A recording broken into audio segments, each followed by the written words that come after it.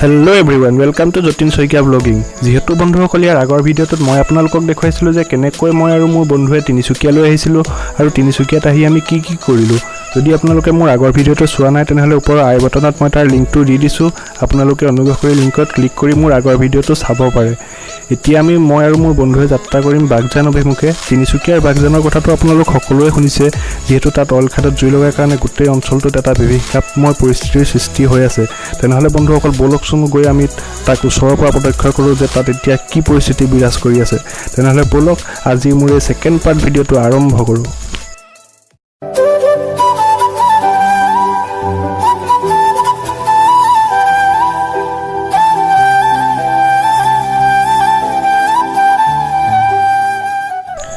ডিলাৰত যথেষ্ট সময় পাৰ কৰাৰ পিছত যেতিয়া আমাৰ বাইকখনৰ ছাৰ্ভিচ কৰা কমপ্লিট হৈ গৈছিল, তেতিয়া মই আৰু মোৰ বন্ধুৱে তিনিচুকীয়াৰ পৰা উভতনি যাত্ৰা আৰম্ভ কৰিছিলোঁ ডুমডুমাৰ অভিমুখে। কাৰণ ডুমডুমাৰ পৰাই ভিতৰলৈ আৰু 10-15 কিলোমিটাৰ যোৱাৰ পিছতহে আমি সেই বাগজান যি আছে সেই বাগজানত গৈ উপস্থিত হ'ব পাৰিম।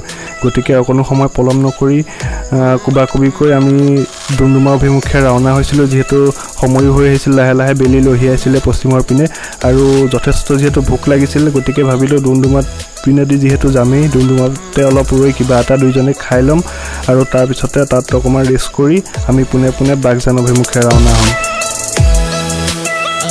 আৰু এতিয়া সেই ডুমডুমা পালোহি আৰু ডুমডুমা পাই পেলাই যথেষ্ট ভোক লগাত মই আৰু মোৰ বন্ধু ইয়াতে বহি অকণমান ৰুটি চুটি খাবলৈ লৈছোঁ। অলপ ৰুটি খাই ল'ম আৰু ইয়াৰ পৰা এতিয়া আমি ডুমডুমাৰ পৰা আৰু 12 বা 13 কিলোমিটাৰ গ'লে আমি সেই বাগজান পাম। অভিভক্ত যি বাগজানৰ কথা কৈছিলোঁ সেই বাগজান পাম। গতিকে ফটাফট ৰুটি খাই লৈ পোনে পোনে আমি তালৈ যাম।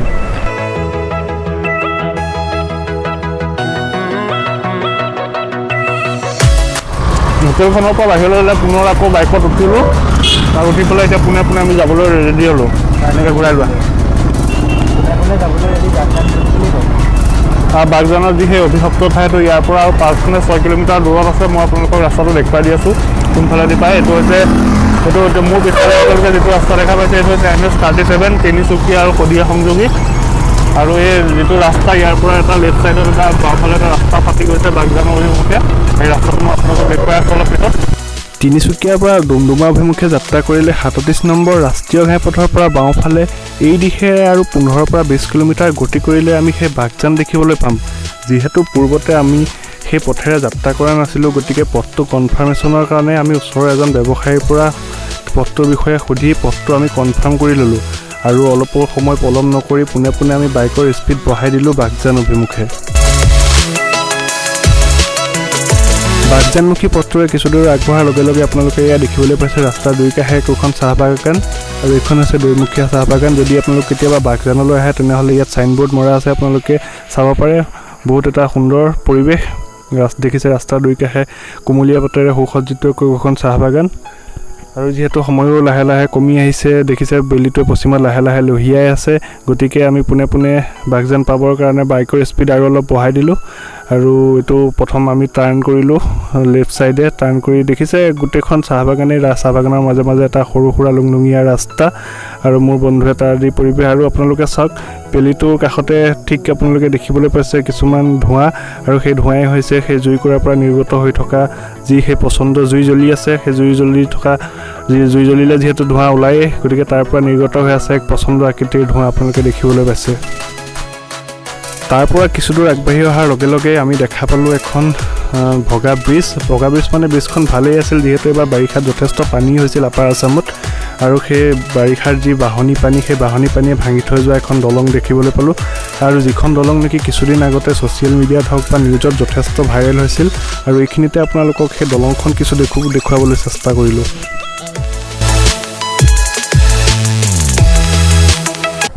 আৰু এইখনে হৈছে সেইখন দলং, যিখন দলং নেকি কিছুদিন আগতে আপোনালোকে নিউজত দেখিবলৈ পাইছিলে যে দলংখনৰ ইয়াত যি কোবাল সোঁত, ইয়াত যি বাঢ়নি পানী, সেই বাঢ়নি পানীয়ে দলংখন তললৈ বহাই দিছিলে আৰু এতিয়া সেই দলংখন এনেকৈ বৰ্তমান সময়ত এনেকৈ পৰি ৰৈছে। আৰু এতিয়া এখন দেখিছে এখন অস্থায়ীভাৱে এখন সাঁকো নিৰ্মাণ কৰিছে গাঁৱৰ ৰাইজে বাঁহেৰে ইয়াৰেদি পাৰ হ'বৰ কাৰণে। এইফালে দিয়া লৈ আহি যোৱা, শ্ল' আহি যাবা।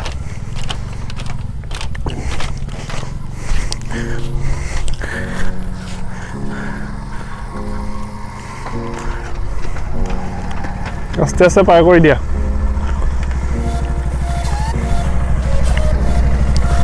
পাৰ কৰা। এইটো আহিছে মেইন ৰোডটো আৰু কিছুদিন আগতে এই দলংখন ইয়াত এনেকৈ বাঢ়নি পানী এখন ভাঙি থৈ গুচি গৈছিলে। যথেষ্ট প্ৰবল সোঁত আছিলে ইয়াত। সেই পৰিৱেশটো আপোনালোকক দেখুৱাইছোঁ।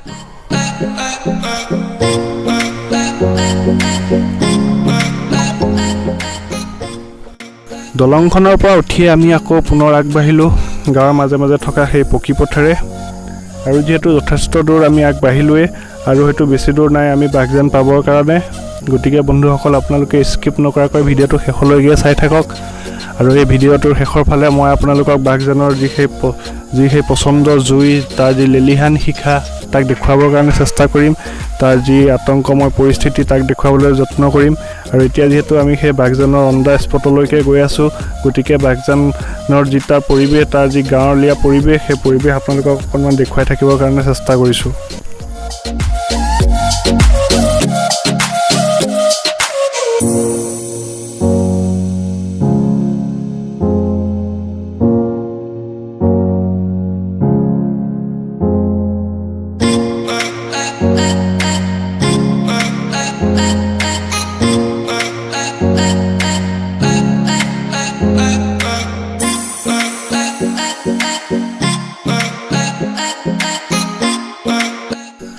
আৰু এনেকৈ আহি আহি আমি লাহে লাহে বাঘজান গাঁৱত প্ৰৱেশ কৰিছোঁহি। এই আপোনালোকৰ সন্মুখত চাওক, এইখন হৈছে বাঘজান আৰক্ষী থানা। আৰু ইয়াৰ পৰা কিছু দূৰ নিলগতে আছে আপোনাৰ বাঘজান টি ষ্টেট, বাঘজান চাহ বাগিচা। আপোনালোকক মই দেখুৱাব চেষ্টা কৰিছোঁ। এই আপোনালোকে দেখিছে আপোনালোকৰ সময়ত বাঘজান টি ষ্টেটৰ যি চাইনবোৰ্ড, সেইখন ফলক দেখিবলৈ পাইছে। আৰু ইয়াৰ পৰা বেছি দূৰ নাই।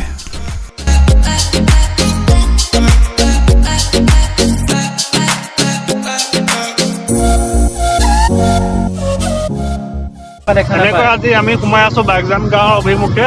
আৰু ইয়াৰ পৰা আৰু অলপ দূৰ গৈ আমি পাম যি সেই অভিশপ্ত জেগাখন। আৰু এতিয়া মোৰ পিছফালে দেখিছে এইটোবিলাক চব শাৰী শাৰী এটা ৰাস্তা, এটা লঘঙীয়া এটা ৰাস্তা। গোটেইফালে গোটেইখিনি হাবি আছে আৰু বৰ্তমান ড্ৰাইভ কৰি আছে। আৰু এনেকৈ আহি আহি আমি আজি আমাৰ এয়া আমি অৱশেষত ঘটনাস্থলীত উপস্থিত হ'লোহি। দেখিবলৈ পাইছে আপোনালোকৰ সন্মুখত আৰক্ষীৰ লোক। ইয়াত পুৰুষ হওক বা মহিলা আৰক্ষী সকলোৱে 24 ঘণ্টা পহৰাৰ দায়িত্বত আছে। আৰু এইখিনিৰ পৰা সৰ্বসাধাৰণৰ কাৰণে এণ্ট্ৰেঞ্চ বন্ধ আছে, যিহেতু পচন্দৰ একুৰা জুই ওচৰতে জ্বলি আছে। আৰু আমাক তাতে বাইকখন ৰাখিবলৈ ক'লে আৰু আমি তাতে বাইকখন ৰাখি লাহে লাহে আমি সেই যি ঘটনাস্থলী তাৰ ফালে আগবাঢ়িছোঁ। এই আপোনালোকৰ সন্মুখত যি ধিমিক ধামাক আপোনালোকে দেখিবলৈ পাইছে, সেই জুইকুৰাৰে পোহৰ। যিহেতু সন্ধিয়া সময় নামি আহিছিল ধৰাৰ বুকুলৈ, সন্ধিয়া নামি অহাৰ লগে লগে গোটেইখিনি আন্ধাৰ হৈ পৰিছিল। আৰু তাৰ পিছতে আপোনালোকৰ সন্মুখতে দেখিবলৈ পাইছে যি জুইৰ পচন্দ, জুইৰ যি শিখা, তাৰ যি পোহৰ, সেই গছে বনে পাতে ফুলে আপোনালোকে সেই তাৰ যি পোহৰ সেয়া দেখিবলৈ পাইছে।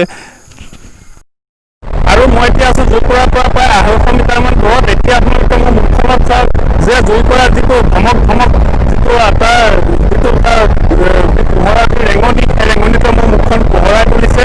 আৰু এটা পচন্দ জুই আপোনালোকক মই দেখুৱাইছোঁ যে পচন্দ মোৰ পিছফালটো আপোনালোকে চাওক যে গছবিলাক কিমান সুন্দৰকৈ পোহৰ জিলিকি হৈছে। যিহেতু এতিয়া সন্ধিয়াৰ সময় আৰু পৃথিৱীলৈ ভৰালৈ এন্ধাৰ নামি আহিল, তথাপিও জুই এলিঘান খাই গোটেই পৰিৱেশটো যেনে এখন ষ্টেডিয়ামৰ নিচিনা, এখন ডে নাইট মেচৰ নিচিনা ষ্টেডিয়ামখন যেনেকৈ কৰি ৰাখে আপোনালোকে দেখিবলৈ পিছফালটো গোটেই যেনে পোহৰ কৰি পেলাইছে। চাওক কিমান পচন্দভাৱে এজোপা গছতকৈ ওপৰলৈ মিনিমাম 70ৰ পৰা 80 ফুট ওপৰলৈকে জুইকুৰা জ্বলিছে, ডাঙৰকৈ জ্বলিছে, যাক নেকি শুদ্ধ ভাষাত ক'বলৈ গ'লে ডাঙৰকৈ জ্বলি থকা একুৰা জুই। আৰু তাৰ যি তাপ, সেই তাপটো বৰ্তমান সময়ত লাগি আছে, কিন্তু আপোনালোকৰ কাৰণে এইখিনি মই কষ্ট কৰি ইয়াকে জুইকুৰা ওচৰৰ পৰা দেখুৱাবৰ কাৰণে চেষ্টা কৰিলোঁ। একুৰা জুই আচলতে কিমানখিনি ভয়ংকৰ হ'ব পাৰে, বাঘজানৰ এই জুই লেলিহান শিখাই তাৰ প্ৰমাণ যে একুৰা জুয়ে কিমান বিপদত মানুহক পেলাব পাৰে। কয় নহয় যে ফেৰিঙতিৰ পৰাই খান্দকদা হয়, আৰু বাঘজানৰ ক্ষেত্ৰত এইটোৱে ঘটিল যে ফেৰিঙতিৰ পৰা ইয়াত বৰ্তমান দেখিছে মোৰ পিছফালে কেনেকৈ ডাঙৰকৈ জ্বলিছে জুইকুৰা, যেন কি গোটেই অঞ্চলটো পুৰি চাৰখাৰ কৰি দিব, শেষ কৰি পেলাব। আৰু ইয়াৰ যিসকল স্থানীয় বাসিন্দা আছিল তেওঁলোকক এতিয়া ইয়াৰ যিখন বাঘজানৰ যি স্থানীয় চিভিল হস্পিটেল আছে, চিভিল হস্পিটেলখনত তেওঁলোকৰ অস্থায়ী শিবিৰ পাতি সেই শিবিৰত থাকিবলৈ তেওঁলোকক বাধ্য কৰিছে এই জুইকুৰাই। কাৰণ সঁচাকৈ বহুত ভয়ংকৰ। যদি আপোনালোকে কেতিয়াবা ইয়াত আহি জুইকুৰা জ্বলি থকা অৱস্থাত আপোনালোকে দেখে, যথেষ্ট ইয়াত আহি অনুভৱ কৰিব পাৰি যে ইয়াৰ পৰিস্থিতিটো কিমান ভয়াৱহ হৈ আছে। ইয়াত যি অঞ্চল, ইয়াত যিহেতু বহুত আহিছিলে বাহিৰৰ যিহেতু বিদেশী কিছুমান ইঞ্জিনিয়াৰ আহিছিলে, ফৰেনৰ পৰা কিছুমান ফৰেনাৰ ইঞ্জিনিয়াৰ আহি বৰ্তমান জুইৰ পৰা নুমাবৰ কাৰণে চেষ্টা কৰি আছে, কিন্তু তথাপিও আজি পৰ্যন্ত তেওঁলোক এতিয়ালৈকে সক্ষম হোৱা নাই এই জুইৰ পৰা নিৰ্বাপিত কৰিবলৈ। আৰু কোনেও নাজানেও জুইৰ পৰা ইয়াত কিমান দিন এনেকৈ অহৰ্নিশে জ্বলি থাকিব। দেখিছে মোৰ পৰা নাতি দূৰত মানে আৰু মিনিমাম মোৰ পৰা প্ৰায় 200 পৰা 250 মিটাৰ নিলগত এই জুইৰ পৰা এতিয়াও ডাঙৰ ডাঙৰকৈ জ্বলি আছে। দেখিছে তাৰ যি প্ৰচণ্ড লেলিহান শিখা, আৰু এই লেলিহান শিখাই গোটেই অঞ্চলটো ধুঁৱলি কুঁৱলি কৰি ৰাখে, আৰু ৰাতিৰ ভাগত তাৰ যি হুৰহুৰনি শব্দ আহি মানুহৰ বৰ্তমান সময়ত টোপনি কাঢ়ি দিছে। আৰু এতিয়া আপোনালোকক ইয়াৰ এই যি ভয়াৱহ পৰিস্থিতি, সেই ভয়াৱহ পৰিস্থিতি দেখুৱাই যিহেতু সময়ো যথেষ্ট হৈ আহিল, গতিকে আজি মই মোৰ ব্লগটো ইয়াতে সামৰণি মাৰিছোঁ। পুনৰ লগ পাম আন এটা নতুন ব্লগ ভিডিঅ'ৰ সৈতে। তেতিয়ালৈকে আপোনালোক সুস্থ থাকক, ভালে থাকক, সাৱধানে থাকক আৰু নিজকে বচাই চলক প্ৰকৃতিৰ এই ৰুদ্ৰৰূপৰ পৰা, কৰোণা মহামাৰীৰ প্ৰকোপৰ পৰা। জয় হিন্দ, জয় ভাৰত, জয় আই অসম। আৰু আপোনালোকে হুৰহুৰনি শব্দটো লাহে লাহে শুনি থাকক।